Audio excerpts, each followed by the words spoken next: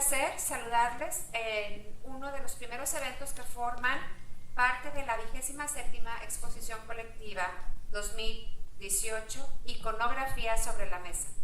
Actualmente el Hogar de la Misericordia cuenta con 145 ancianos y niños que son recibidos de toda la República. En el hogar se les proporciona alimento, vestido, asistencia médica y de enfermería, terapia física. Al mismo tiempo, y gracias a nuestras religiosas, les procuramos compañía permanente, rodeándoles del calor y el amor de una familia. Nuestra misión: brindar una vida digna a los enfermos irreversibles de la comunidad. Ha sido posible todo esto gracias al fiel apoyo y compromiso de nuestros artistas, bienhechores, comité de exposiciones y religiosas. A nombre de cada uno de nuestros residentes les damos nuestro más sincero agradecimiento. A continuación, les presentamos un breve video del hogar para que vean las actividades que se llevan a cabo día a día en cada uno de nuestros hogares.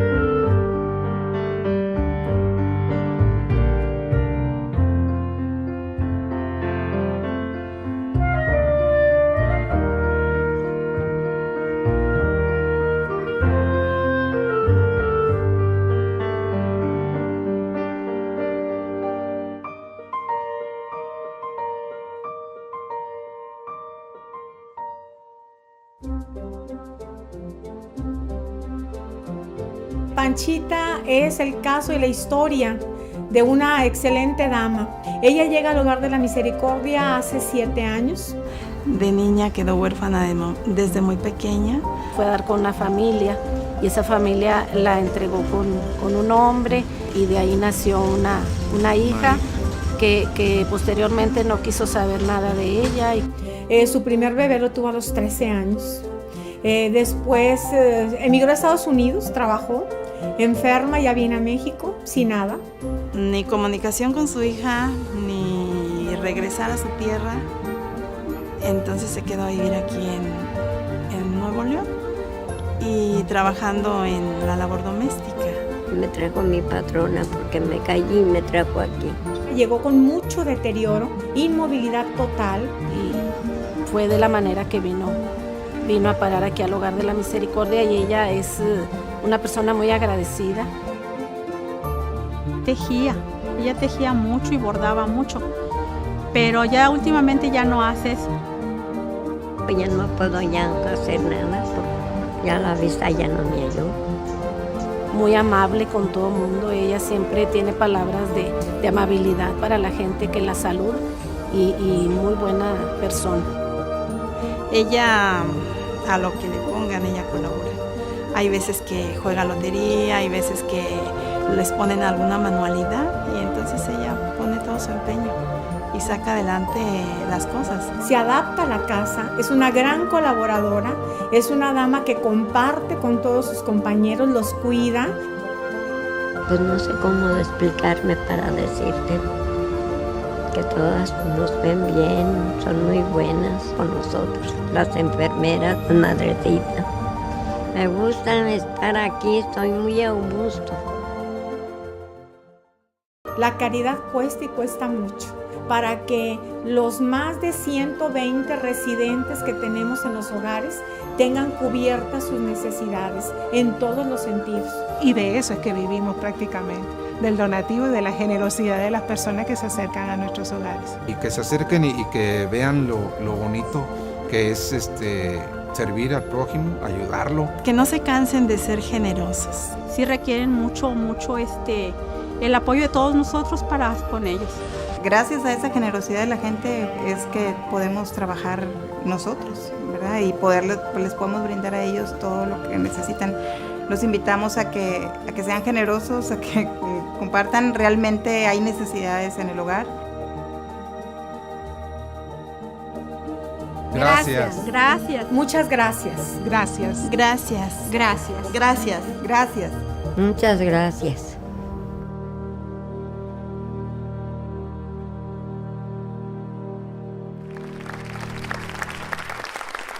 A continuación les comento una pequeña reseña de la doctora Anna Portnoy Grunberg.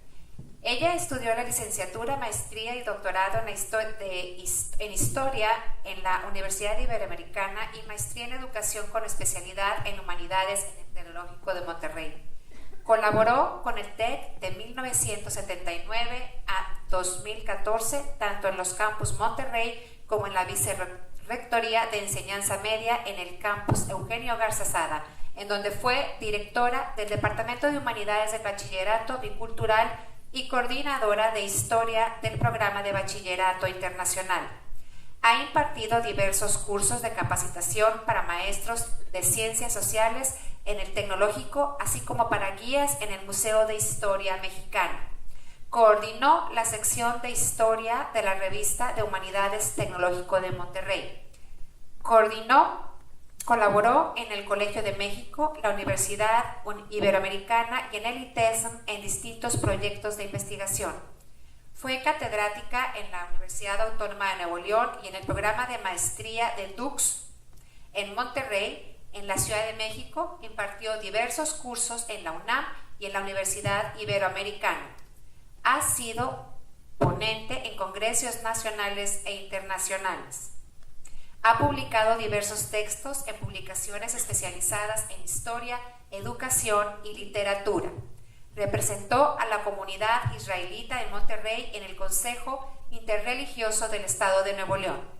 Fue consejera editorial de la revista Violeta que publica el Instituto Estatal de las Mujeres de Nuevo León. Ha sido consejera del periódico El Norte, tanto en la sección Vida como en la Nacional.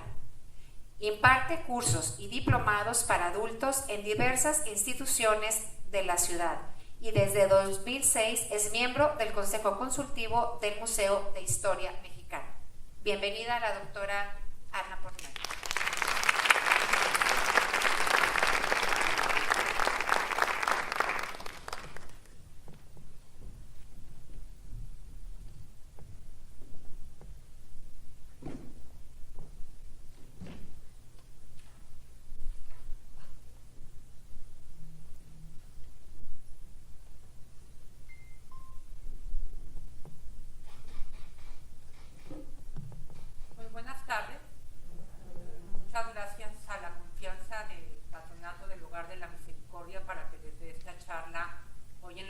Y pues mi reconocimiento y el agradecimiento a la labor que llevan a cabo, más allá del altruismo, esa entrega tan humana a la gente tan necesitada realmente es un ejemplo que muchos tenemos que seguir.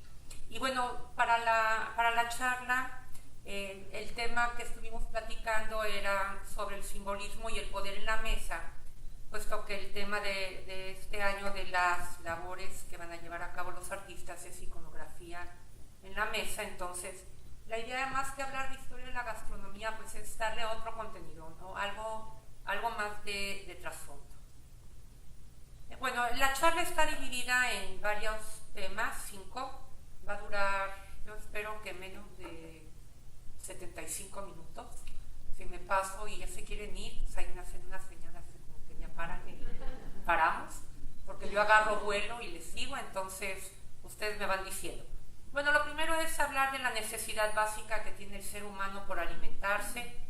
Lo segundo que vamos a hablar es la ritualidad que se va a desarrollar desde épocas muy antiguas para asegurar el abastecimiento de alimentos. Luego, pues la pregunta de por qué comemos lo que comemos. Y luego ya vamos a entrar a lo que es el tema medular de la charla, el alimento como símbolo, y luego lo que es la teatralidad de los usos de la mesa, la mesa como una forma de expresión del poder político, económico y el lugar social que tiene el individuo. Entonces, bueno, empecemos con la conferencia. Bueno, la alimentación es fundamental para todos los seres vivos de este planeta.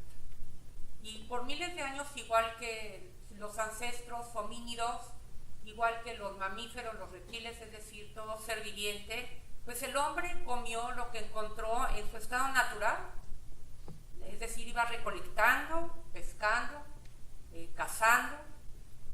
En un principio los ancestros del hombre eran herbívoros, iba a haber una transición a ser carnívoros, lo que va a cambiar también, ahorita vamos a hablar de eso, pues su posibilidad de sobrevivencia y su desarrollo cognitivo, pero la mayor parte del día se le iba a buscar qué comer. Y siendo herbívoro, pues era encontrar semillas, plantas, y ya cuando se hace carnívoro y omnívoro, es decir, es carne y peces, insectos, más lo que recolecta, pues entonces va a tener una mejor alimentación y va a tener más tiempo para dedicarse a otras cosas, como hacer armas para cazar a los animales de los que se va a alimentar. Y bueno, habiendo asegurado la subsistencia y bueno, la manera de obtener los alimentos y cómo consumirlos, pues a los alimentos les va a empezar a dar otra clase de contenido más allá de comer para poder vivir. Acá les pongo la recreación de, no tenemos más evidencia que restos fósiles, lo que se ha encontrado de enterramientos. Y miren, es muy curioso, el hombre llegó a América, se calcula que de hace 35.000 a 15.000 años atrás.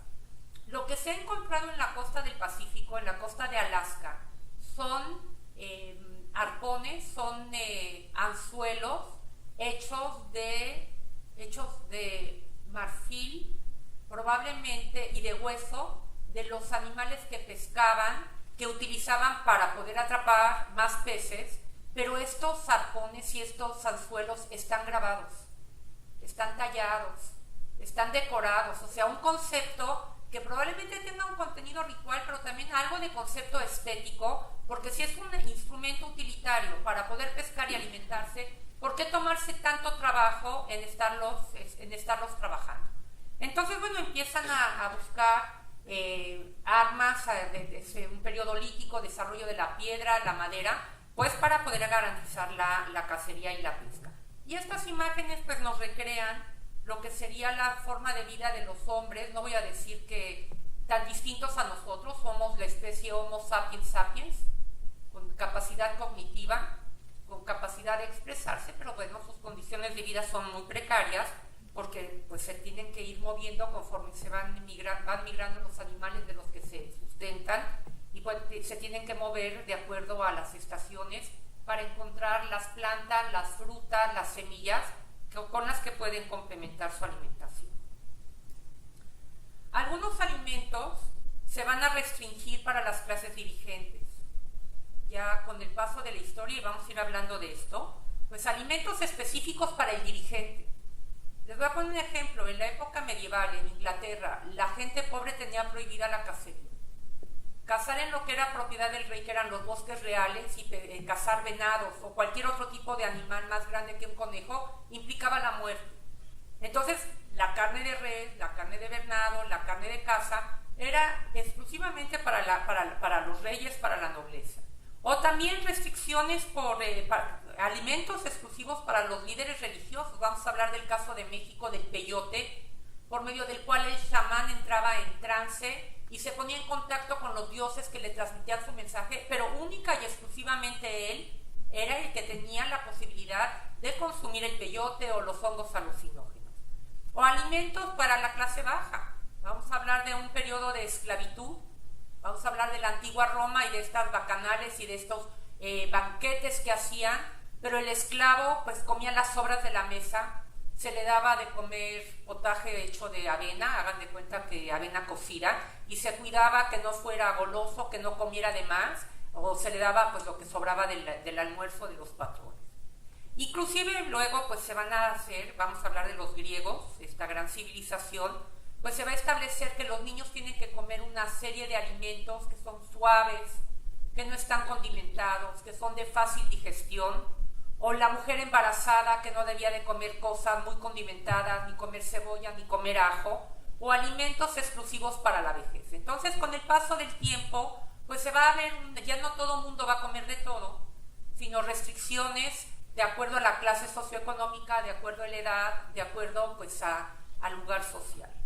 En otro momento, esto también es muy antiguo, a los alimentos se les va a dar un valor más allá del nutritivo, que es un contenido simbólico, que van a representar ideales o conceptos sagrados o una jerarquía sociopolítica. También la manera de consumirlos, de prepararlos, de servirlos, los utensilios que se utilizan, el mobiliario, las vajillas, los vasos, las copas, pues finalmente acaban siendo como un escenario teatral que van a empezar a representar quién es quién en esa sociedad. Una cosa es la imagen que tienen aquí abajo, esta imagen que tienen aquí abajo, de un banquete medieval, de cómo está vestida la gente que asiste, están los manteles, el servicio de la mesa, los platones, las viandas. Pues una cosa era ser el dirigente, ser el príncipe, ser el noble, y otra cosa es cómo comía el campesino. El noble podía tener un servicio de la mesa con varios tiempos. El campesino, la mujer le tenía que llevar al campo a las 11 de la mañana el desayuno, que generalmente era una hogaza de pan con algún tipo de vegetal, con cebolla o con, pues si tenían una vaca de la que pudieran aprovechar la leche, pues algún tipo de queso, de jocoque que le pudiera poner encima, o comer regresando del trabajo un potaje hecho de verduras con lo mínimo de proteína, porque la proteína era cara. Entonces, bueno, pues es una diferencia de quién es quién en cada sociedad, y esto es lo que va a implicar qué come, cómo lo come y cuándo lo come. Y de una actividad humana tan necesaria, tan cotidiana, que hacemos de una manera tan automática, pues muy pocas veces reflexionamos sobre qué comemos, por qué lo comemos, cuándo lo comemos y cómo lo comemos. Es decir, llegamos a la mesa y pedimos de comer o ya está hecha, y bueno, pues no nos fijamos ni en qué platos está servido, ni qué clase de ingredientes, tenemos hambre, queremos comer rápido, más hoy en día, o vamos a los restaurantes que tienen esta comida novedosa por la novedad de conocerlos, pero no nos ponemos a investigar, ni siquiera a reflexionar qué lenguaje, qué me está transmitiendo lo que tengo enfrente de mí, en qué plato está servido, con qué cubiertos me lo voy a comer y sobre todo por qué me lo voy a comer. Bueno, el hombre primitivo va a ir evolucionando, no quiere decir que vengamos directamente de la gran familia de los primates, sino hombres y primates compartimos ancestros en común. El desarrollo del hombre, de los homínidos, antes de los homínidos, del australopiteco ya se ubica hace 7 millones de años, y va a ser un proceso de adaptación a un medio ambiente sumamente hostil, que en un momento dado hace 7 o 8 millones de años diferenció la línea de evolución de los grandes primates y la línea de evolución de los homínidos, hasta que llegamos a la aparición del Homo sapiens sapiens, que somos nosotros, en la faz de la Tierra hace entre 100.000 y 60.000 años. La alimentación es fundamental para sobrevivir.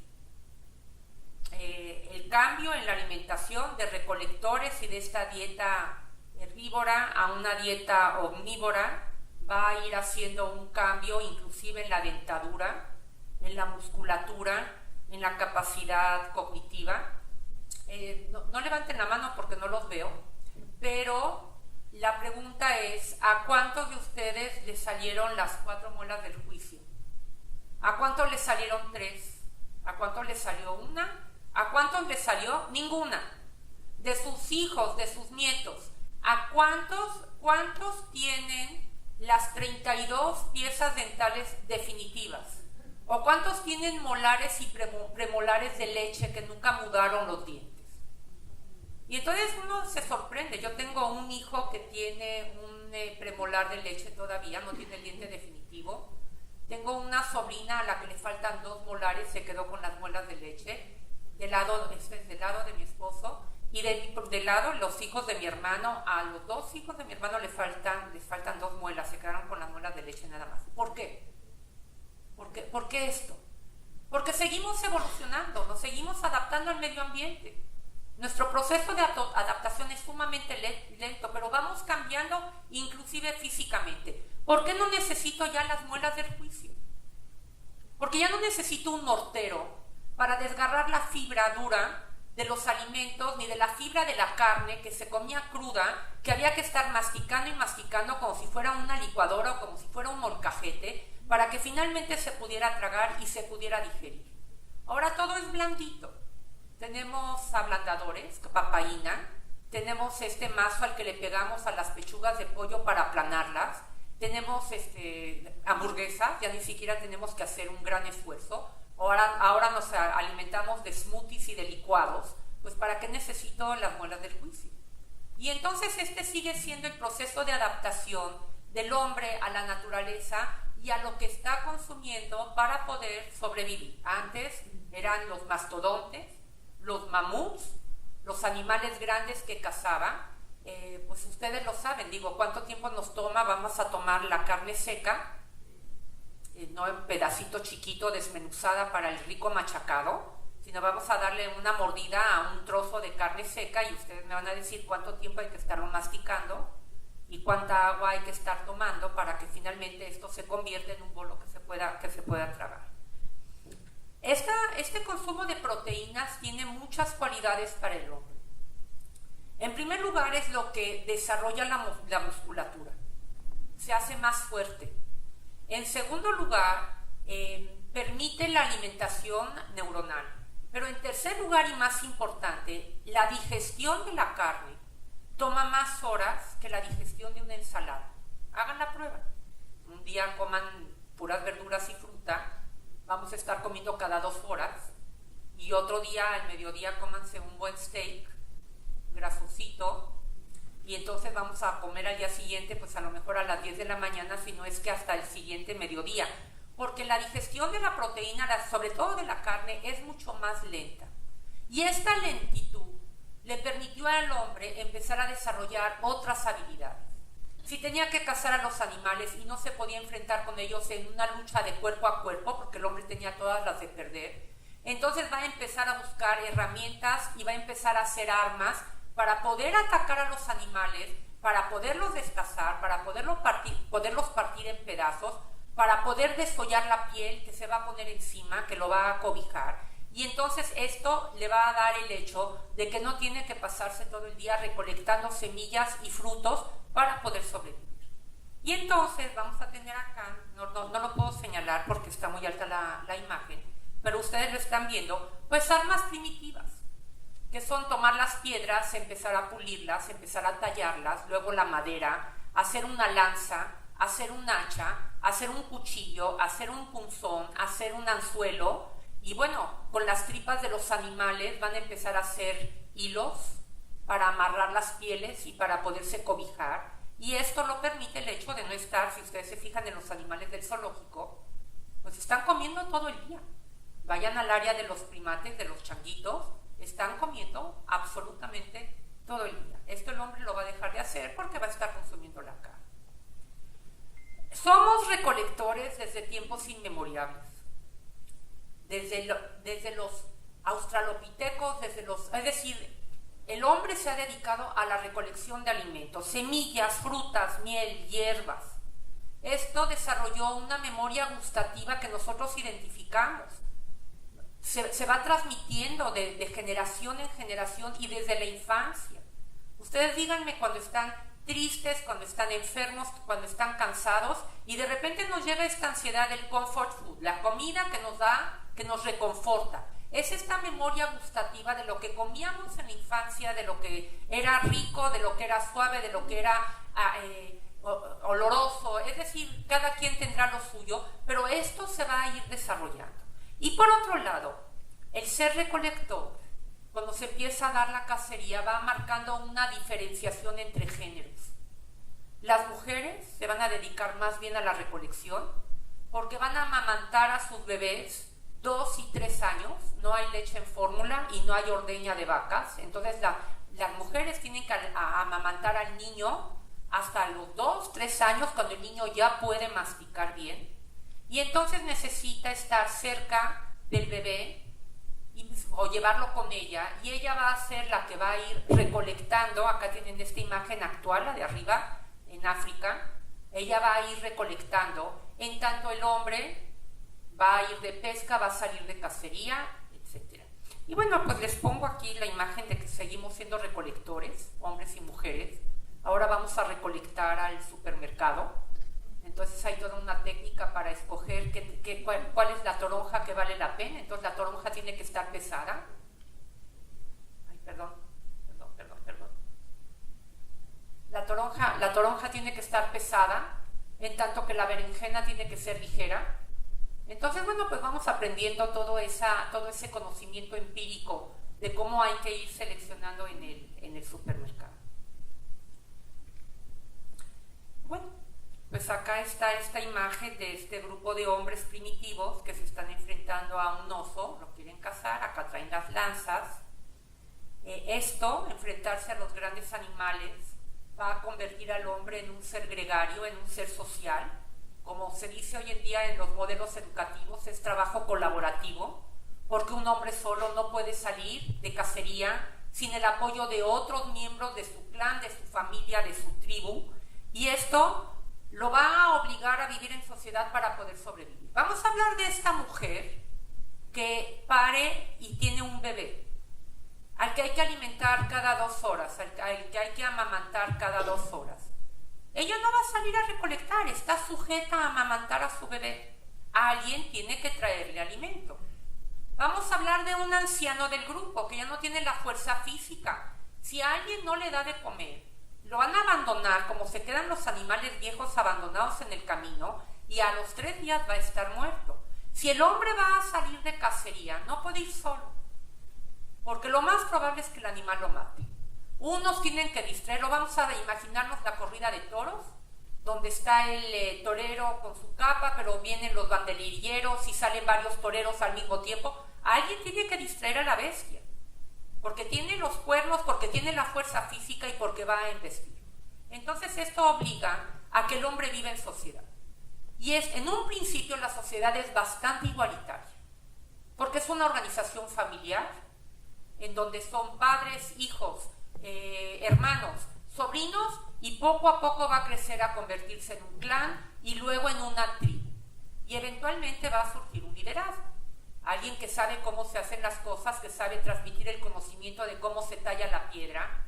No sé cuántos de ustedes hayan ido a Boca de Potrerillos, que están estos 5,000 petroglifos de hace 10,000 años, donde hay algunos que indican desde dónde se tiene que parar el individuo con una lanza, con un atlatl, porque abajo corre el agua. Ahí se paraban los bisontes o ahí se paran los animales a tomar el agua, y desde ese punto de observación, si yo lanzo el atlatl, ya lo maté. Entonces es un conocimiento que se tiene que transmitir, y esto es algo que va a ir marcando la primera diferencia social: un líder y todos los demás. Entonces, bueno, acá tienen estas imágenes, no sé si las logran apreciar. A su izquierda, pues, de la vida en la caverna, y a la derecha ya es, pues, estos cazadores que ya hicieron ahí un alojamiento con pieles. Les recomiendo una película de este periodo buenísima, sacó el Oscar en su época, es una película canadiense que se llama Las Guerras del Fuego. No sé, alguien que se haya acordado de haberla visto, y bueno, a lo mejor se consigue por Amazon, pero muy buena, de la vida del hombre en el periodo paleolítico.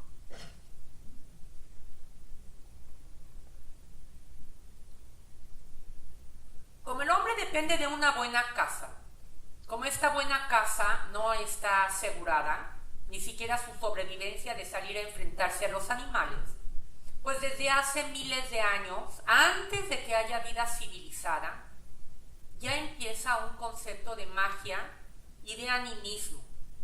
La buena agua que cae del cielo para refrescarme, o el agua enojada que me inunda y que me ahoga. Y así también va a haber el concepto del gran espíritu animal que permite la cacería, al que le tengo que rendir culto, al que le tengo que hacer un ritual antes de salir a cazar, para que me asegure que voy a llegar con las manos llenas a donde estoy morando, que probablemente sea una cueva. Y el hombre empieza a relacionar algo muy interesante. Va a empezar a relacionar que la sal es valiosísima. Primero, su propia sangre es salada. Segundo, la carne de los animales que consume, que traen sangre, es salada.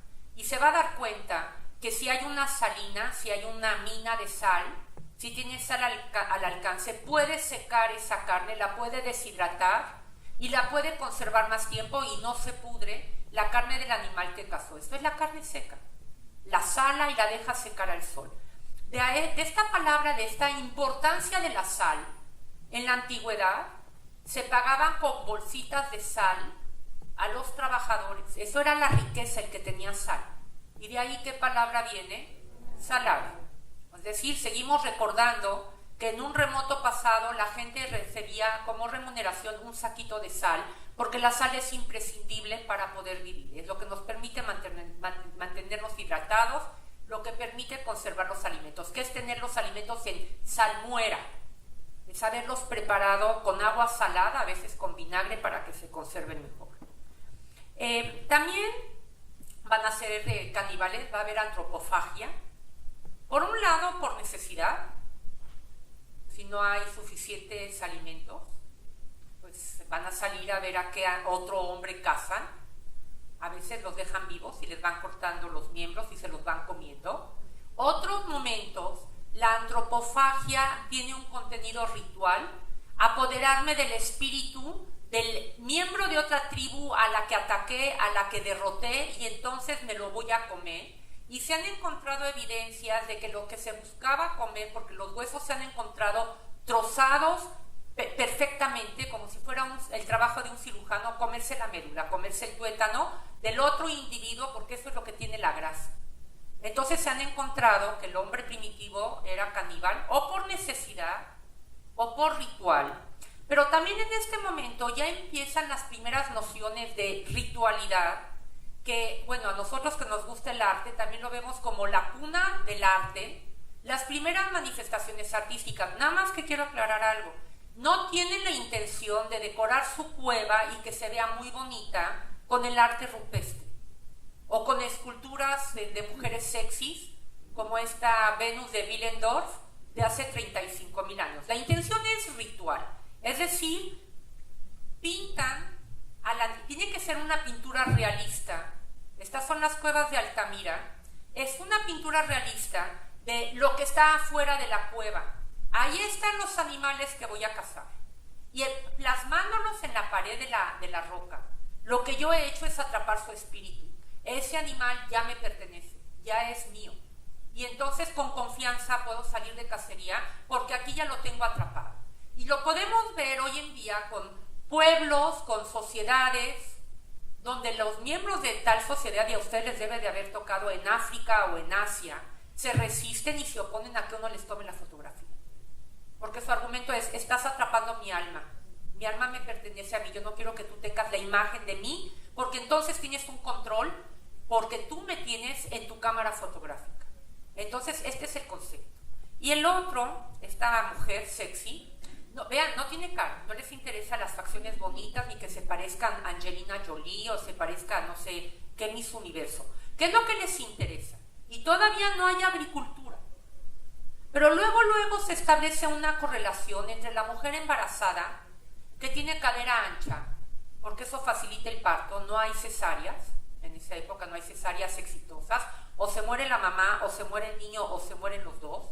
Entonces, una cadera ancha y un seno generoso que lo pueda alimentar y amamantar por 3 años, esto es la representación de la madre tierra que da sus alimentos al hombre.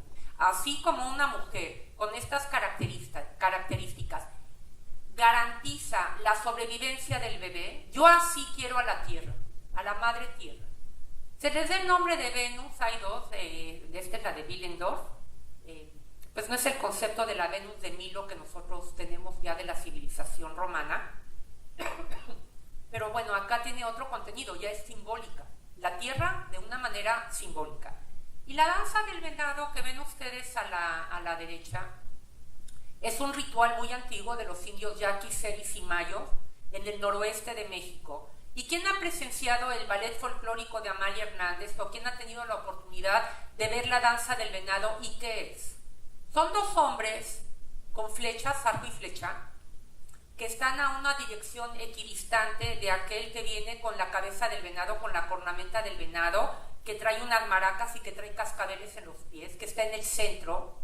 Y entonces la danza empieza en que los dos con el arco y la flecha empiezan a moverse alrededor, haciéndose círculos concéntricos hasta que se van acercando al venado y lo empiezan a flechar y finalmente el hombre venado cae al piso, se contorsiona y finalmente se queda estático.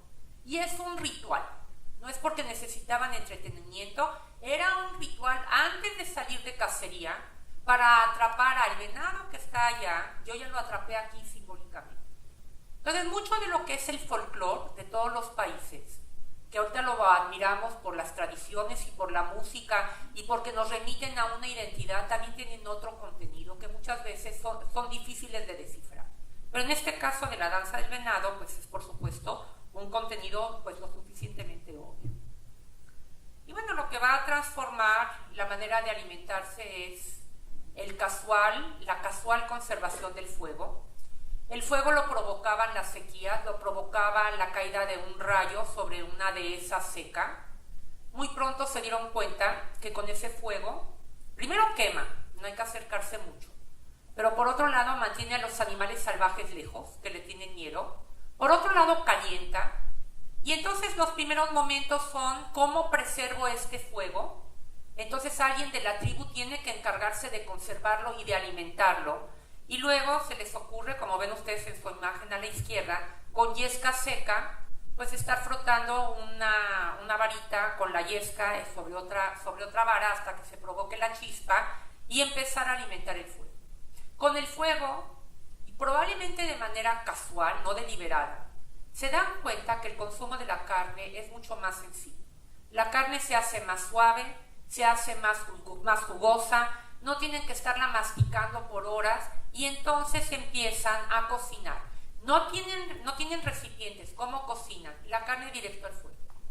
Es decir, atravesado el trozo en un pedazo de madera, que lo ponen como si fuera un campamento de verano y que se ponen ahí a asar los malvaviscos, pues acá es cortar el trozo de carne, meterlo al fuego y luego comérselo. O luego, como lo ven acá, pues con estas estacas.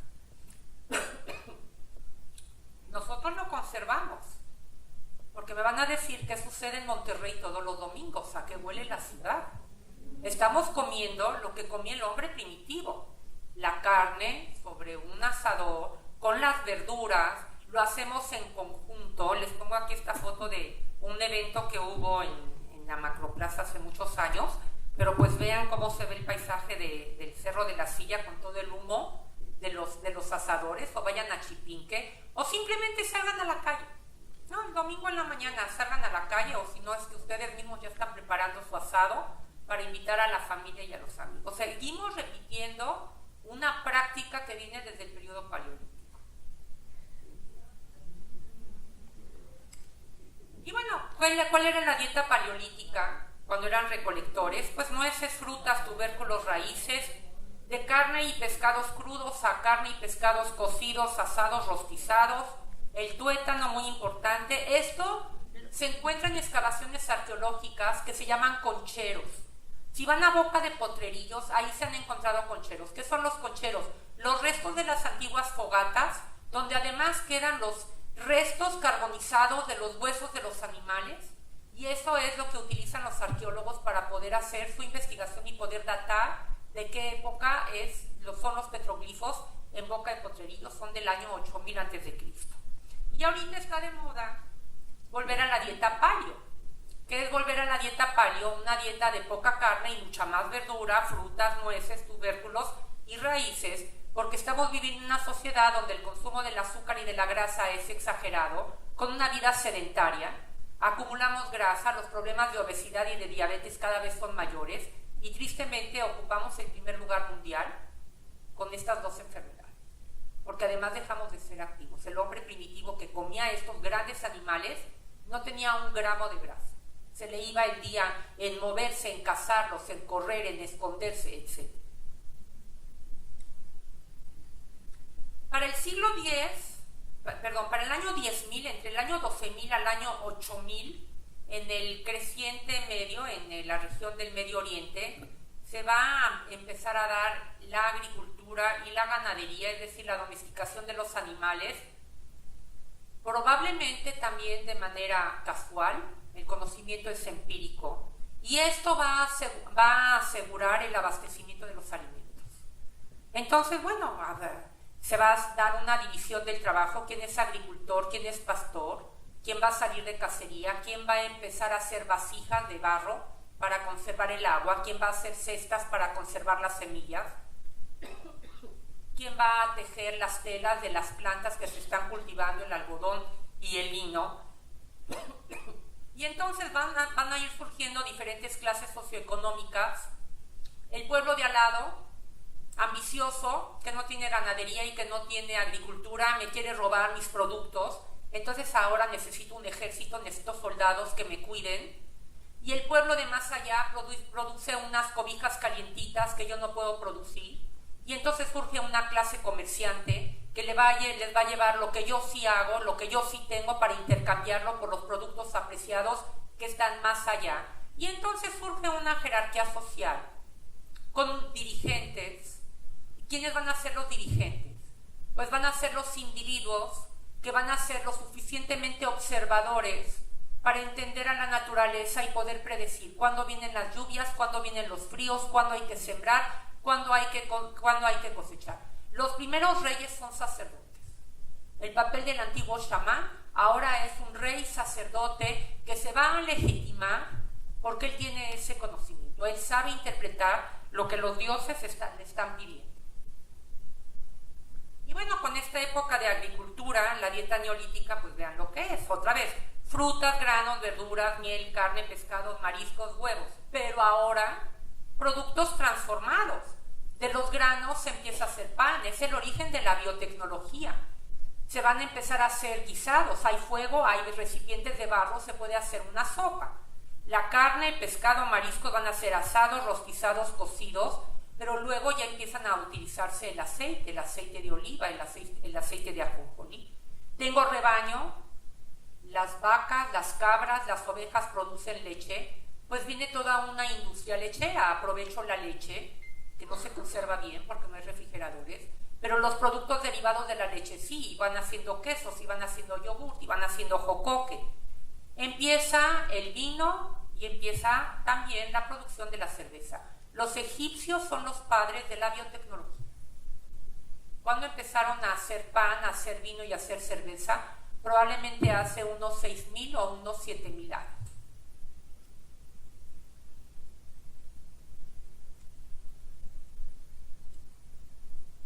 Bueno, la geografía y el clima durante milenios van a determinar qué se va a llevar uno a la mesa. Les pongo aquí la imagen de Egipto. Vean cuánta tierra fértil tienen, pues única y exclusivamente la ribera del Nilo. Pues qué van a comer, qué van a cultivar. Tienen 10 kilómetros de tierras cultivables, a cada 5 kilómetros a cada lado del río cuando se desborda.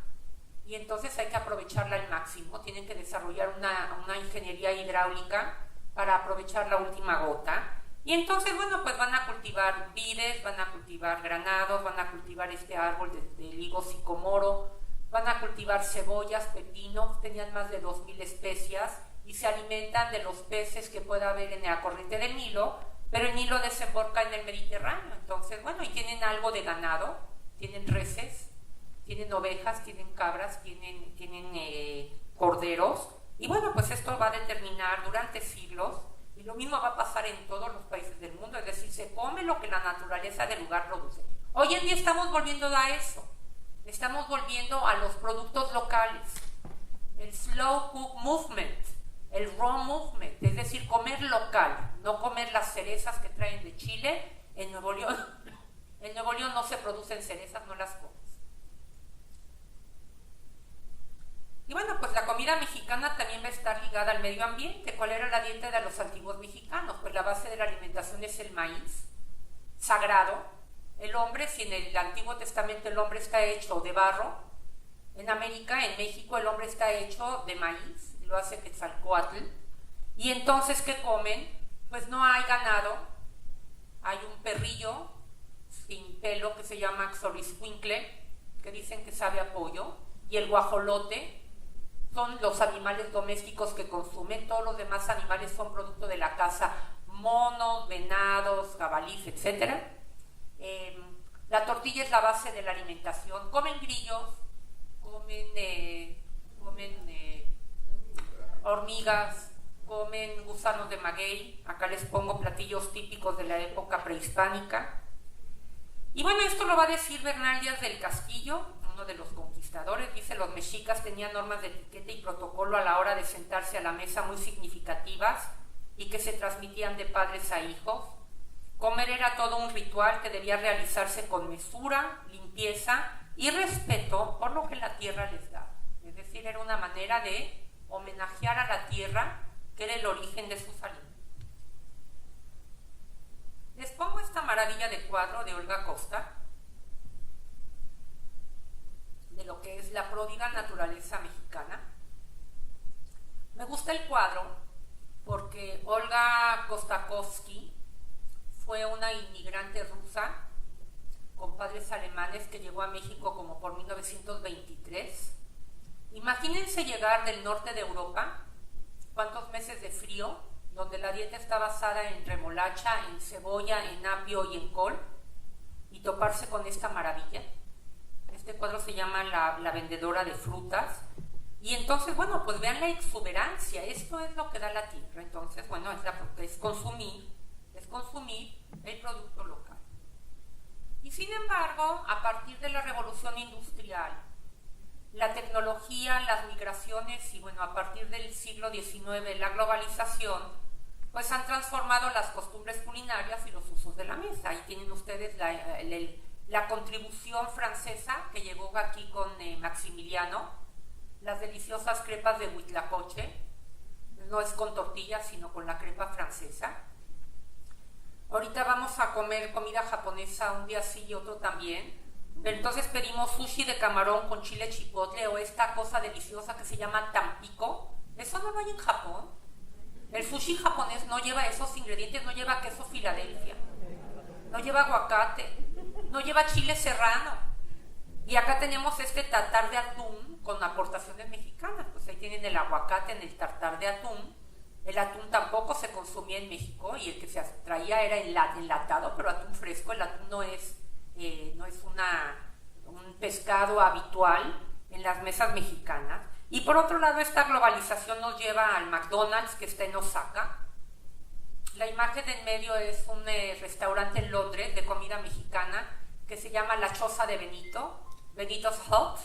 Y bueno, acá tenemos uno o varios restaurantes de comida mediterránea, de comida libanesa y árabe, con deliciosos quipes y el jocoque y la pita y cordero.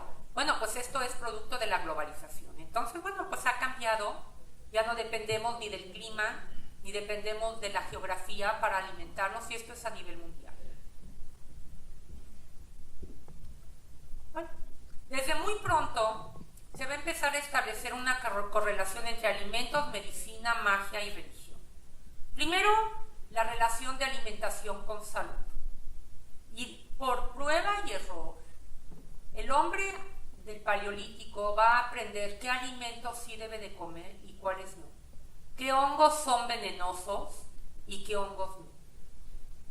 Luego también van a empezar a descubrir hierbas medicinales.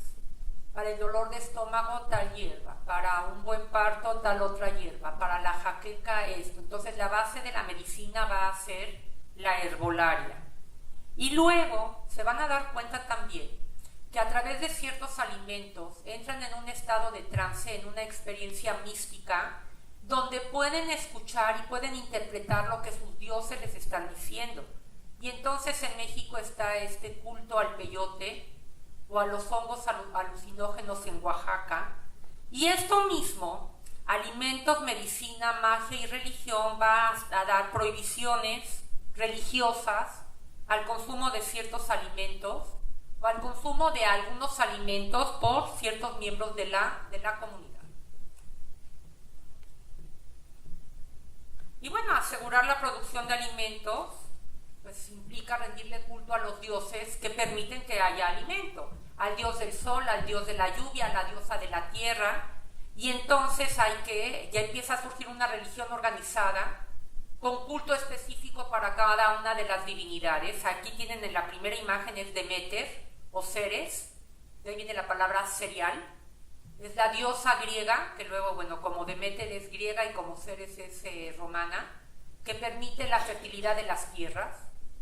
Luego en la imagen que sigue es Zeus, el dios del trueno y del rayo, que es el rey de los dioses, pero con trueno y rayo finalmente lo que está representando es un culto a la lluvia, que en México se va a traducir con la imagen que tienen a su derecha, que es Tlaloc, el azul, turquesa, implica que es dios del agua. Y la imagen en medio tenemos a Gilonen, la diosa mexica de la fertilidad de la tierra, y la reconozco porque en su tocado, déjenme ver si puedo atinarle, trae 2 mazorcas.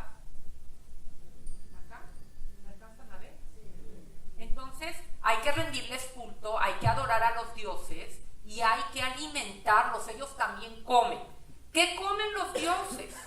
Pues los dioses griegos comen ambrosía en el Olimpo. Si ustedes van a un restaurante, pues se van a encontrar ahí un principio que se llama copa de ambrosía, que generalmente es un cóctel de frutas muy rico y le ponen licor. ¿A qué sabía la ambrosía? Pues quién sabe, porque era el alimento de los dioses. Nada más ellos lo probaban, pero tienen que comer.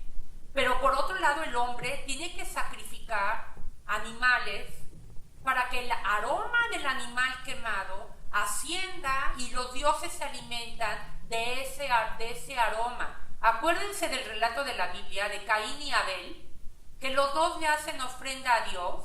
La ofrenda de Abel sube al cielo y la de Caín no, y Caín muy enojado mata a su hermano Abel. Pero era la manera de rendirle culto a Dios, hay que alimentarlo. Y por otro lado, acá con el culto a los dioses mexicas de la agricultura, se hacían figuritas de amaranto con la sangre de los individuos que habían sido sacrificados, porque si yo le sacrifico a Dios algo, le sacrifico lo mejor, no le sacrifico lo peor. El domingo de Ramos, ¿qué voy a llevar a la iglesia? No voy a llevar un ramo marchito. Y entonces lo más preciado es la vida humana. Y entonces en caso de necesidad o en caso de un ritual muy importante, pues tengo que sacrificar a una persona. Y con la sangre del sacrificado se hacían las figuras de los dioses mezcladas con amaranto que se llevaban a los campos de cultivo. Cuando los españoles llegaron y vieron todo este culto prehispánico de sacrificio humano, inclusive una fiesta que es la del Tochcatl, que se llevaba a cabo una forma de canibalismo, todo esto les va a parecer demoníaco y terrible, y entonces van a prohibir el cultivo del amaranto, esta semilla tan nutritiva que en las últimas décadas se ha rescatado, se conservó durante tiempo nada más como un dulcecito que se llama alegría, que no era muy común aquí en Monterrey, es más bien del altiplano, pero el amaranto es casi igual que la quinoa en la región andina, sumamente nutritivo.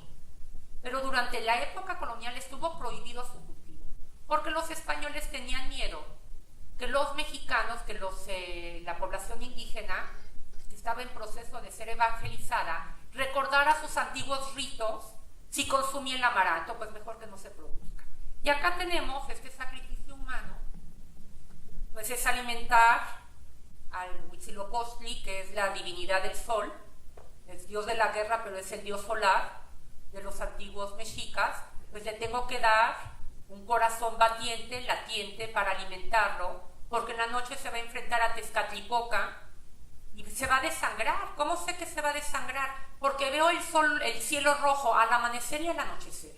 Huitzilopochtli está perdiendo sangre, y si Huitzilopochtli es derrotado, se acaba la vida humana, se acaba el quinto sol. Entonces le tengo que dar sacrificios, una transfusión de sangre, que es lo que necesita. ¿Cómo se la voy a dar? Con el sacrificio del corazón de una de las víctimas. En algún caso, en la fiesta del Tochcatl, ser sacrificado a Huitzilopochtli era un gran honor. El individuo sacrificado prácticamente se convertía en una divinidad. Vamos a ver la importancia de los alimentos y en el más allá. Todo esto es egipcio, no hay que entrar en mucho detalle. La noción, y por eso es tan realista y por esto es tan maravilloso, y lo vemos desde el punto de vista estético, el arte egipcio es fantástico, pero acá hay un contenido simbólico. En el más allá, estos agricultores van a cobrar vida, estos que están sirviendo los granos van a cobrar vida, estos que están cosechando y van a alimentar al muerto, al faraón o al funcionario que está en esa tumba, son sus servidores y le están garantizando la subsistencia en el más allá. Se tiene que comer en esta vida y se tiene que comer en la otra.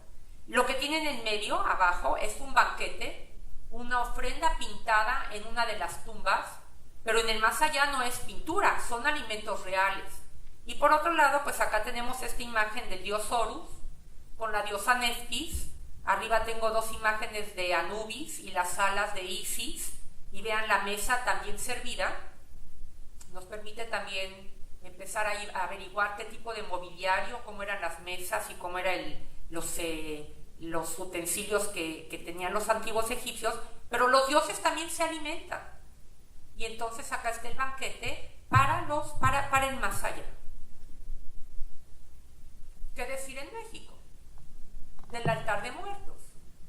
Y ir a comer al panteón y se lleva la comida favorita del muerto. Y se pone el altar de 7 o de 9 niveles, en donde pongo la sal que le indica al alma el camino de venida y el camino de regreso, y le pongo agua, y le pongo pan de muerto, y le pongo su guiso favorito, y le pongo pan, y le pongo flores de cempasúchil. Es decir, es una manera de honrarlo, porque el muerto viene a la vida, viene a convivir con sus familiares, y lo tengo que recibir, pues bien, lo tengo que recibir y comer con él. Son 1 y 2 de noviembre. Y acá tenemos otro cuadro de esta gran artista Olga Costa, pues esta ofrenda de muertos, que para nosotros pues lo vemos de esta forma tan natural, pero ella, habiendo llegado de Europa, pues todo esto le llamó la atención. Y bueno, pues es también esta noción de que en la vida del más allá se sigue la necesidad de alimentar. Y si yo lo pongo en el altar, es una alimentación simbólica. Por favor, vean la película Coco.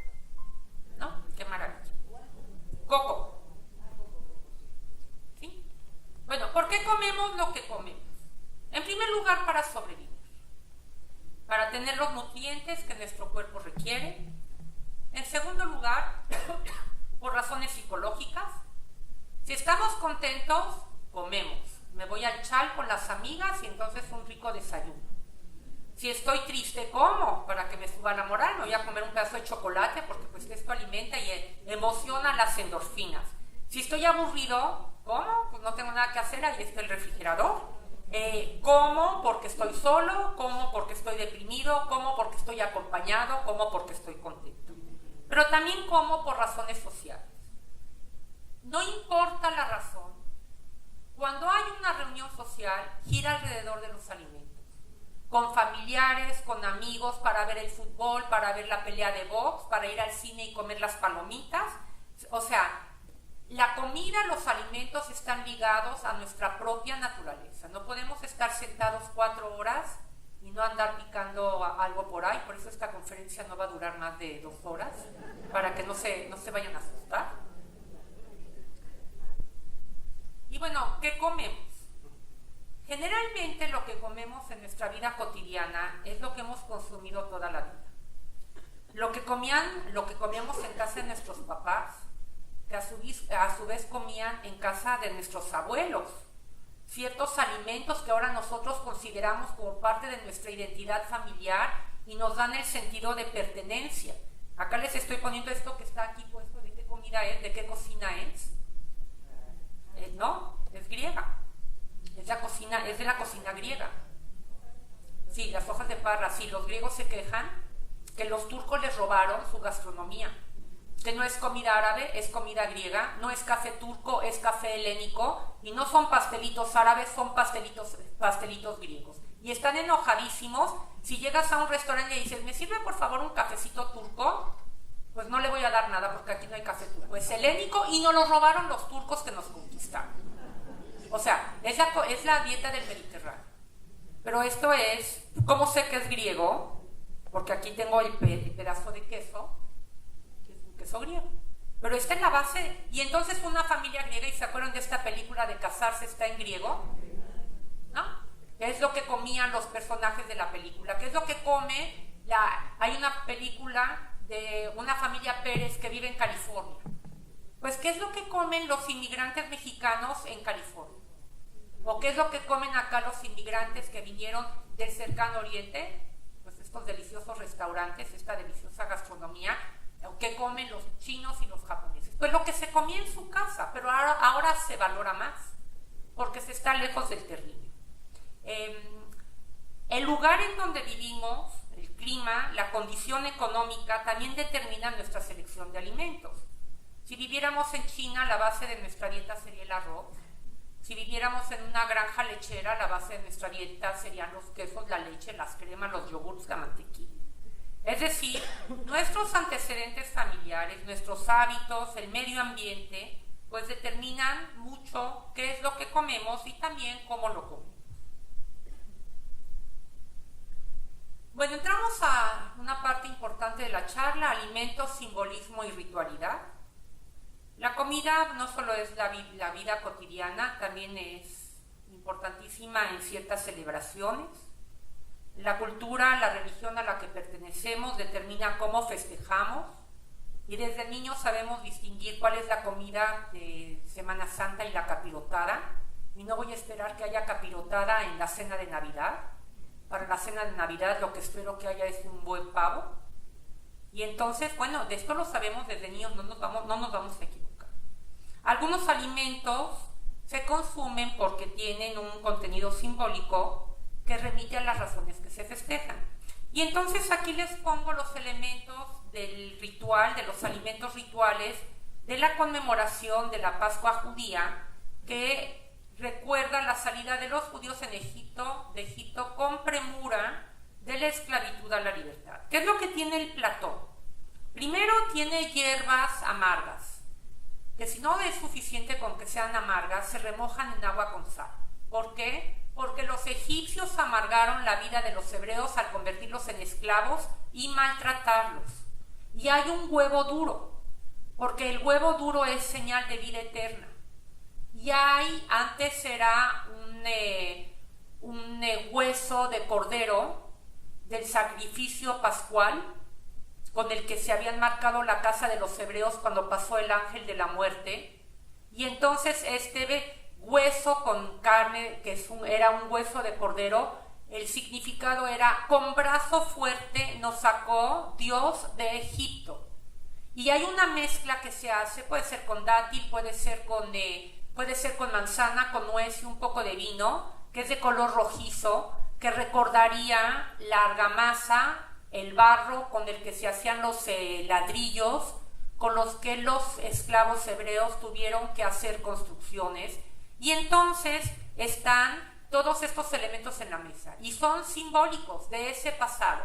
Y tengo el pan ácimo, porque la Biblia, el libro de Éxodo, me relata que los hebreos no tuvieron tiempo para dejar leudar el pan, es decir, que se desarrollara la levadura y el gluten y quedara un buen pan, sino tuvieron que meter la harina mezclada con el agua rápidamente al horno y salir con esto recién cocido. Toma 18 minutos su elaboración. Y entonces el pan ácimo es lo que recuerda la precipitada salida de los hebreos de Egipto. Y estos alimentos entonces ya no son nada más, me los voy a comer porque estén sabrosos. Esa mezcla que se hace para recordar la argamasa está bastante buena, pero no me la como por eso, me la como porque tiene un contenido.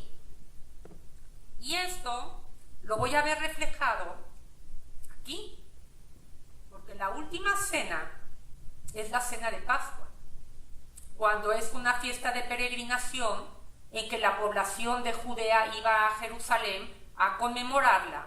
Y aquí es donde se establece el principio fundamental del cristianismo, que es la Eucaristía. Y entonces, ¿qué había en la mesa de la última cena? Había ese platón, había el vino y había el pan ácimo. Pero ahora va a tener otro contenido. Acá tienen, esta maravilla, fue experimental por parte de Leonardo, lo hizo con prisas, lo hizo de malas, se tardó mucho tiempo, tenía otras cosas en la cabeza, la congregación religiosa que le encargó el mural estaban enojadísimos con él, lo presionaban, ven y termínalo, y se le ocurrió que iba a buscar un método experimental para pintar al fresco, y muy pronto se empezó a deteriorar, y entonces ha sido restaurado probablemente desde el siglo XVI, XVII. Últimamente con las nuevas técnicas han podido rescatar la pintura original, que estaba pintada sobre pintada, porque bueno, Leonardo aquí quiso inventar una técnica nueva y rapidito y enojado, pero bueno, este cuadro magistral. Bueno, Eucaristía en griego quiere decir acción de gracias. También se denomina Sagrada Comunión, Cena del Señor, Santísimo Sacramento o Santa Cena. Es la tradición de las iglesias católica, ortodoxa, copta, anglicana, algunas denominaciones de las iglesias luteranas. Es el sacramento del cuerpo y de la sangre de Jesucristo, simbolizados por el pan y el vino que han sido consagrados, es decir, por el vino y por la hostia. La Eucaristía es considerada fuente y cenit de la vida cristiana. Representa un signo de unidad y vínculo de caridad y banquete pascual. ¿Cómo decimos de Jesús? Cordero pascual, que quitas el pecado del mundo. ¿A qué cordero se refiere y por qué pascual? Porque era el cordero de la cena de Pascua, que conmemoraba la salida de los hebreos de Egipto. Entonces es el vínculo de caridad, el banquete pascual, en el que se recibe a Cristo y el alma se llena de gracia, dando testimonio de la vida eterna. Y entonces, el tomar la hostia, y bueno, en esta maravilla de Dalí, tenemos la institución del sacramento de la Eucaristía. Entonces, es un tema recurrente, pero a mí aquí lo que me interesa para el propósito de esta charla es que ya no es pan y ya no es vino, es el cuerpo místico.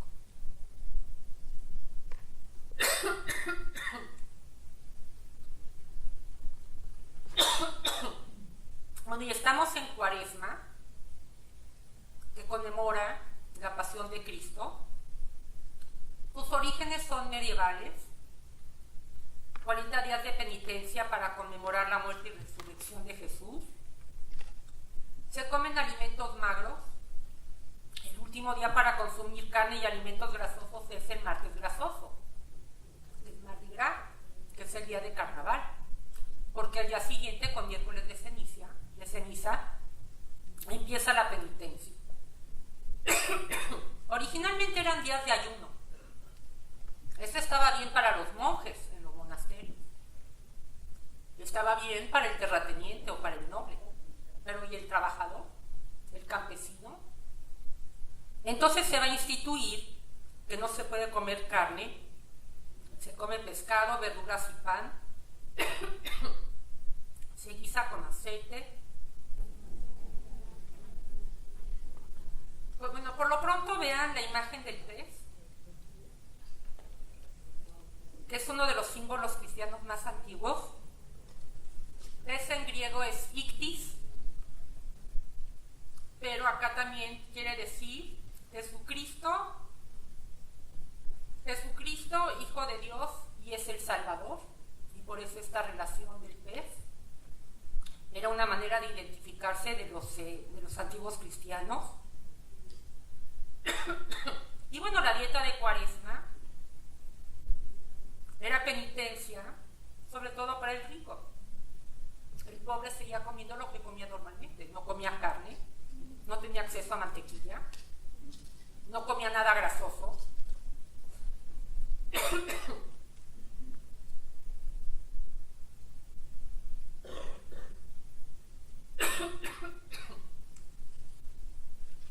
Bueno, les quiero pedirle, esto lean, ¿sí? Por lo pronto. Sí, vayanlo leyendo, esto es del libro de Levítico. Bueno,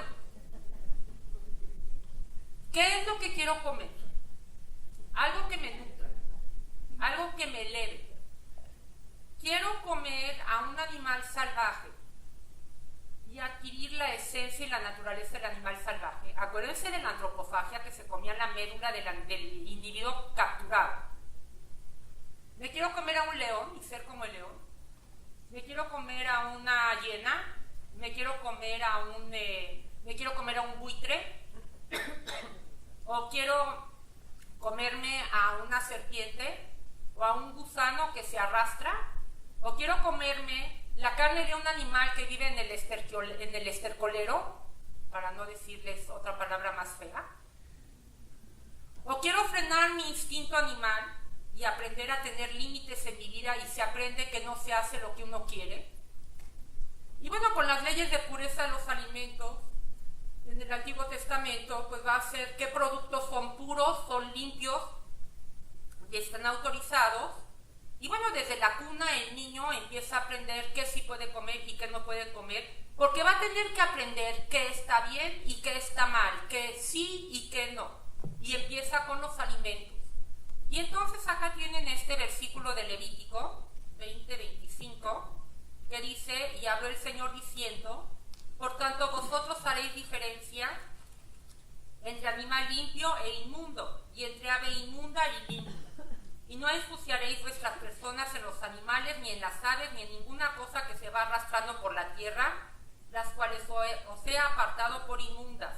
Habéis pues de serme santos, porque yo, el Señor, soy santo. Y entonces aquí vienen todo lo que serían las prohibiciones para los judíos, de que sí se puede comer y que no se puede comer, que en cierta medida lo van a tomar también los musulmanes. Y en este caso el cerdo está prohibido para las dos religiones.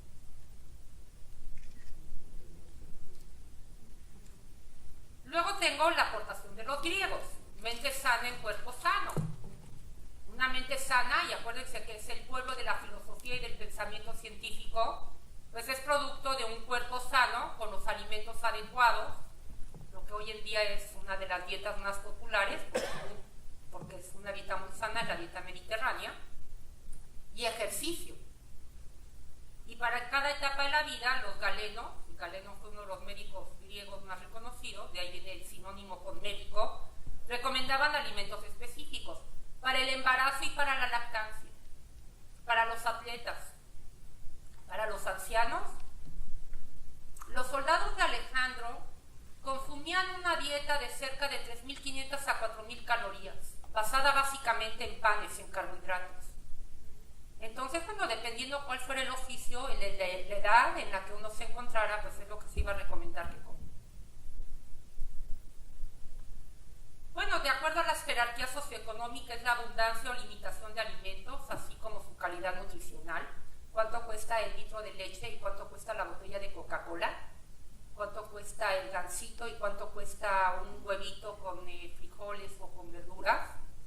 Y entonces, bueno, pues las diferentes culturas y civilizaciones pues han tenido clases pudientes y no pudientes.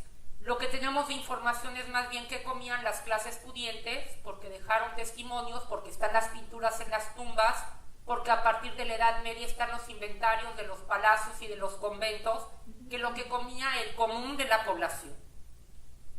Y entonces, bueno, pues esto nos da un testimonio de cómo se fue estableciendo una manera de comer y una manera de vivir. Y no es lo mismo un banquete, como lo vemos en esta miniatura del siglo XV, el manuscrito se llama La verdadera historia de Alejandro Magno. Vean el banquete, vean el servicio de la mesa, vean a los meseros, vean, hay manteles. Los manteles servían para que se limpiaran las manos. Leonardo da Vinci va a escribir un manual, un libro de cocina con un manual de buenos modales, que era: no te limpies las manos con las barbas del vecino. Él es el inventor de la servilleta. Entonces acá tenemos el servicio para el banquete real, y por otro lado tenemos esta pintura de Peter Bruegel el Viejo, de una boda campesina. Y vean la diferencia: la vestimenta, la mesa, los alimentos.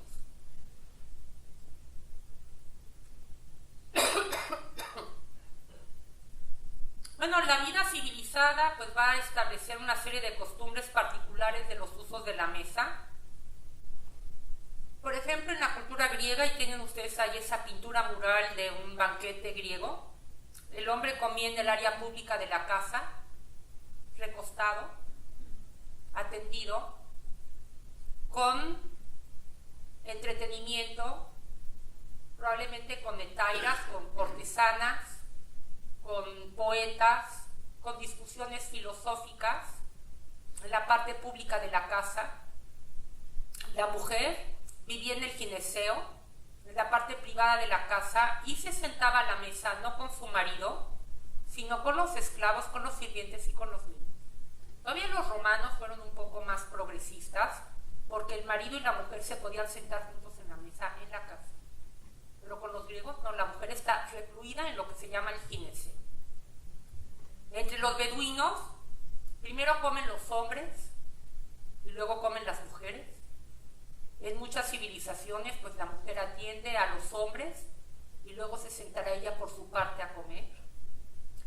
Los patrones comían alimentos de mayor precio en utensilios más finos, con una cierta calidad. La servidumbre, guisos más baratos, en platos de barro o de peltre, y no se come lo mismo ni en la misma mesa y se sientan en la misma silla. Y bueno, la comida en la casa real pues era todo un espectáculo. Recibir las obras de esa mesa real era un honor. ¿Qué pasaba en Francia en la corte de los reyes? Era un espectáculo público ir a ver cómo comía el rey. El rey y la reina, y todo un servicio, y se dice que para los banquetes de Luis XIV se llegaban a presentar más de 300 platillos, que escogiera cuál se le antojaba, pero no, ni siquiera sus cortesanos se sentaban con él. Y la gente lo observaba. Observaban cómo comían, qué comían, y era un privilegio que lo que sobraba de esa mesa se los dieran de comer. Digo, claro, también estaban en la alcoba nupcial a la hora de consumar el matrimonio, y también estaban en la alcoba de la reina a la hora en que iba a dar a luz. Entonces esto todo era un espectáculo público, pero el que el rey estuviera sentado comiendo y los demás lo estuvieran observando es una función política. ¿Quién tiene la capacidad y quién tiene el mando y quién no?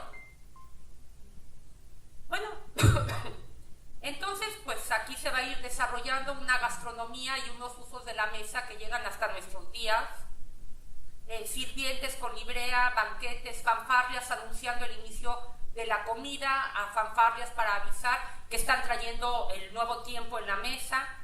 Presentaciones exóticas, por ejemplo. Un pollo guisado adentro de un ganso, que está guisado adentro de un pavo real, que es llevado a la mesa con todas sus plumas bellísimas extendidas como si estuviera vivo. No me quiero imaginar a qué sabía la carne del pavo real, pero esa era la manera de demostrar quién puede sufragar estos gastos de agarrar aquí afuera en el planetario uno de sus hermosos pavos reales y a ver cómo lo cocinó. Y hay una receta inclusive de cómo preparar este manjar, que a la hora en que se corte la carne salgan volando palomitas. No me pregunten cómo le hacían para que las palomitas no quedaran guisadas adentro del pollo, que estaba guisado adentro del ganso, que estaba metido adentro de un pavo real. Vean ustedes todas estas imágenes de las cabezas de los cerdos llevadas a la mesa con la manzana en la boca. Todo eso es una teatralidad del poder.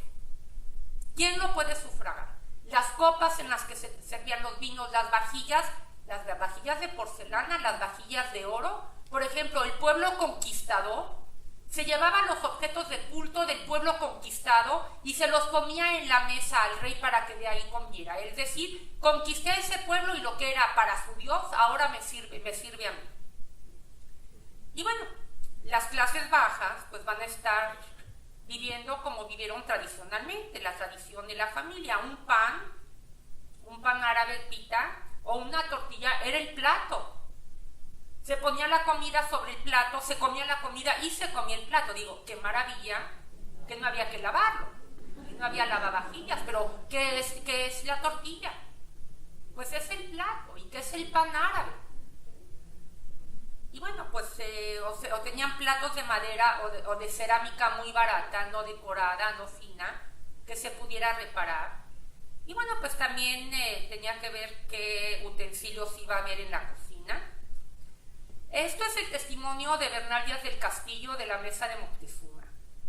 Dice, el ritual era de lo más elegante y refinado que uno se podía imaginar. Imagínense, un español del siglo XVI, de venir de las cortes de España a conquistar México y admirado de la sofisticación y de los modales y de lo que se servía en la mesa del emperador. Entonces dice, el ritual era de lo más elegante y refinado que uno se podía imaginar, requería de cierto protocolo especial y se le llegó a considerar como la cocina imperial azteca. Un gran banquete con más de 300 platos elaborados con guisos diferentes.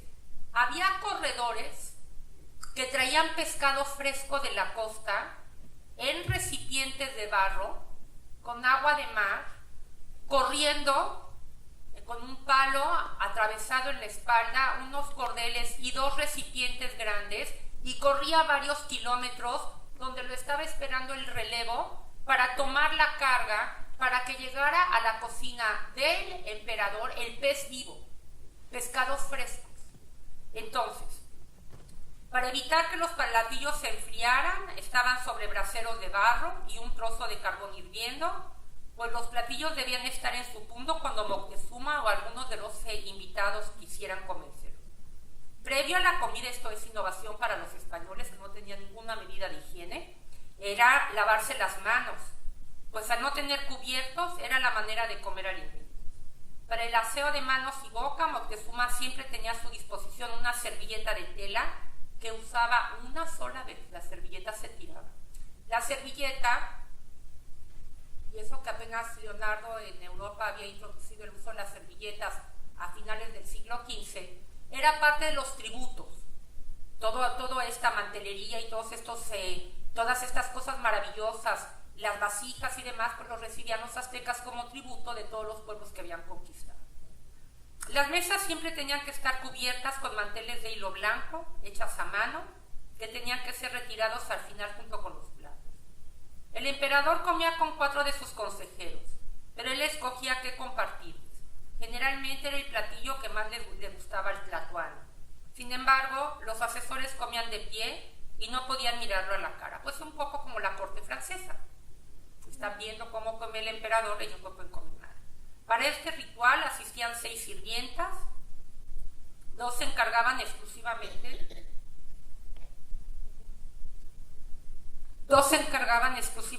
de llevarle las tortillas de maíz caliente. Mientras se comía no se permitía hacer cualquier tipo de ruido, hablar o alborotar de manera escandalosa. ¿Qué había dicho de los celulares, no? De los celulares en la mesa. Al ser el tlatoani era importante que tuviera a la mano cualquier tipo de alimento.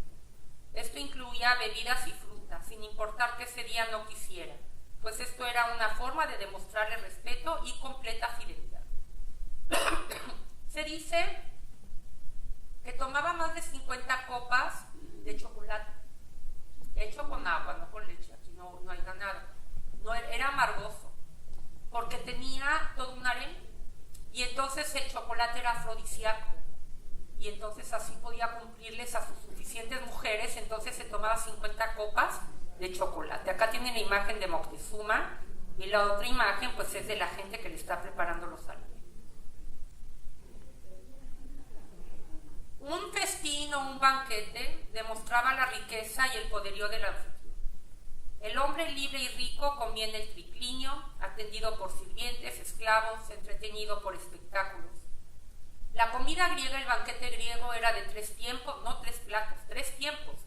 Los meses, y si ustedes saben lo que es la tradición de los entremeses en el cercano oriente, en el norte de África, ¿cuántas ensaladitas, cuántos platillos se ponen nada más de entremés?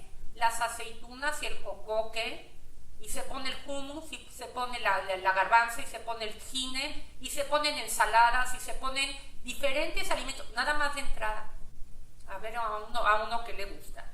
Luego diversos platillos de verduras, pescados, carne, y de postre frutas, y con los romanos ya empiezan a hornear pastel de queso. pastel de queso hecho con huevos, con miel y aloe. Esto es el banquete, no lo come el campesino. Se cuenta que para demostrar su poderío y quién es quién, Cleopatra, reina de Egipto, dueña de un gran imperio, a su amante Marco Antonio lo va a invitar a un banquete. Y le va a decir, va a ser un banquete espectacular. Y le sirve toda clase de manjares con el mejor servicio de la mesa. Y créanme que los egipcios tenían 4000 años de tradición de hacer banquetes. Y Marco Antonio le dice a Cleopatra, pues como que tu banquete no fue tan espectacular. Nada que yo no haya visto en Roma, no me parece que te hayas hecho un gran esfuerzo, está muy buena la comida, pero yo no veo nada fuera de lo común. Cleopatra traía unos aretes con 2 perlas muy grandes. Se quita una perla, un arete, toma una copa de oro, le echa vino, un chorrito de vinagre, y echa la perla, que se disuelve en el vinagre, y se la toma ella. La otra perla la conservó en la oreja, y no se la dio a Marco Antonio. Se calcula a precios de hoy en día que la perla, la copa de vino más cara de la historia, le costó 13.300.000 euros. Ese era el valor de la perla. Y entonces le dice a Marco Antonio, esta es la teatralidad y este es quién tiene el poder. ¿Quién es quién? Tú eres un general romano, yo soy la faraona y dueña de Egipto. Yo soy la rica, yo soy la poderosa. Y yo me tomo mi perla y no me importa, porque tengo más. Y bueno, aún en épocas de hambruna, durante la Edad Media, las clases altas hicieron banquetes y festines ostentosos. Y bueno, pues darles las sobras de la mesa a los pobres era altruista. Soy bien buena onda, porque lo que sobró en la mesa se los di de comer. Al anfitrión se le reservaba la mejor porción. Primero se servían aves domésticas y salvajes, por ser animales que vuelan, pues como van para arriba demuestran mi categoría social. Yo estoy por encima de los demás porque me elevo del resto de la sociedad.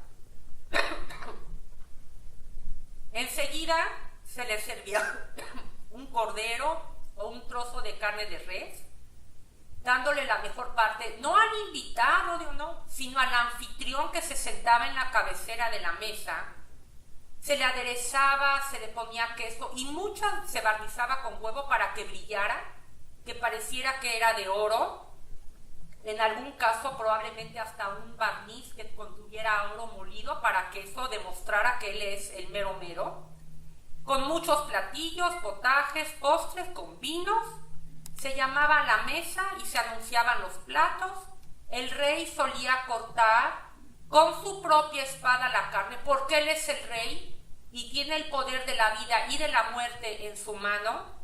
Y bueno, para entretener a los invitados había juglares, bufones, músicos, bailes. Bueno, no se las he puesto. Por favor, acá está esta pintura de Fray Filippo Lippi, del banquete de Herodes, que ya saben que van a traer luego en una bandeja a la cabeza de San Juan Bautista. Entonces, bueno, pues esta es una manera de recrear esa escena.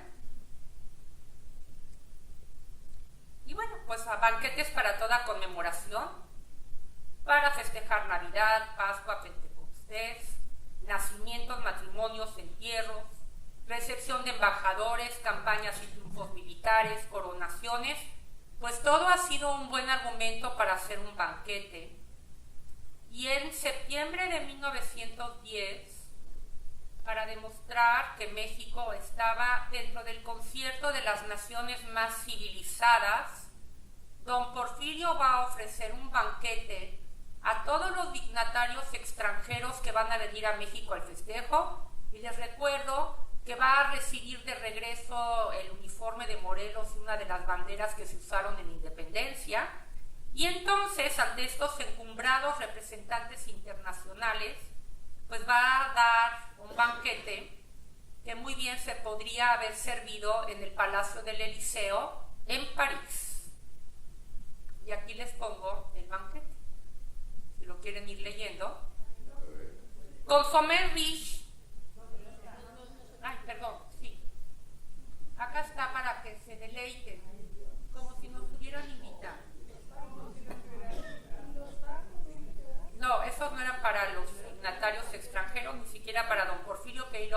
elegante con su esposa Carmelita. ¿Sí? Consomé, pastas a la rusa, escalopas de pescado a la parisina, cabra, medallones de cabra con un puré de champiñones, paté de foie gras de Estrasburgo cubierto en croûte con una crujiente, filetes de pato en una salsa caliente y fría, milanesas de ternera a la manera de la embajadora, ensalada charbonnier, brioches, pastelitos rellenos de crema con grosellas y con albaricoques, helado de castañas, postres, café y té. Y las bebidas Jerez gaditano, Chablis francés, Mouton Rothschild 1889 y Champagne Moon y Cordon Rouge. Y entonces, pues es la manera de Porfirio Díaz, de origen mestizo, que la primera vez que se presentó ante el Congreso de la Unión como representante del estado de Oaxaca, se dice que dijo no hay maíz para el país, y que dijeron regrésese a Oaxaca y aprenda a hablar con propiedad. Un gran militar y muy heroico, pero quiere demostrar que México está a la altura de las naciones civilizadas, y además, pues que así como hay inversión norteamericana, su modelo cultural es el francés. Y este va a ser el menú conmemorativo de la independencia, 100 años de la independencia.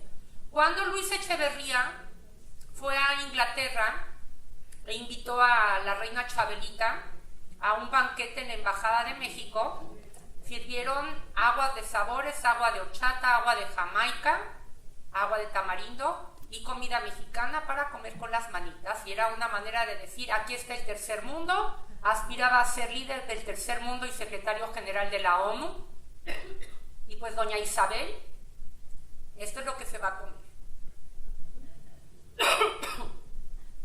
Llegamos a nuestra última filmina.